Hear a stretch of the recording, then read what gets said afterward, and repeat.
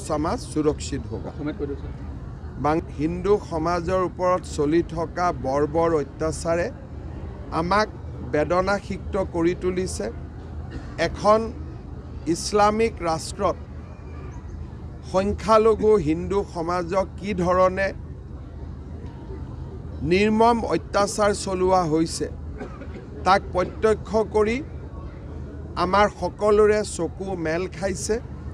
आगते पाकिस्तानत अत्याचार होइছিলে, एतिया बांग्लादेशत अत्याचार होइছে।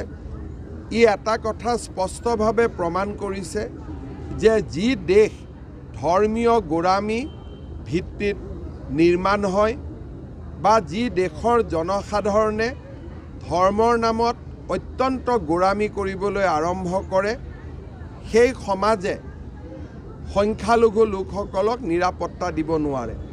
আজি আমাৰ भारते धर्मनिरपेक्षतार उत्तम निदर्शन दाঙি ধৰিছে।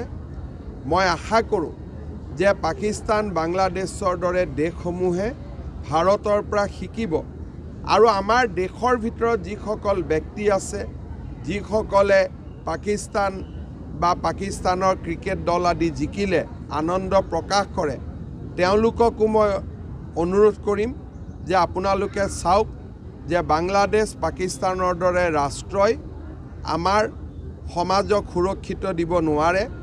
তেওঁলোকক অন্ধ অনুকৰণ আমি বন্ধ কৰিব লাগে আৰু আমি আমাৰ সমাজখন সুৰক্ষিত কৰিব লাগে। অভিনয় কৰাৰ হেঁপাহ আপুনি পঢ়ি ৰাখিছে নেকি? আপোনাৰ অভিনয় কৰাৰ অভিজ্ঞতা নাই? কোনো কথা নাই।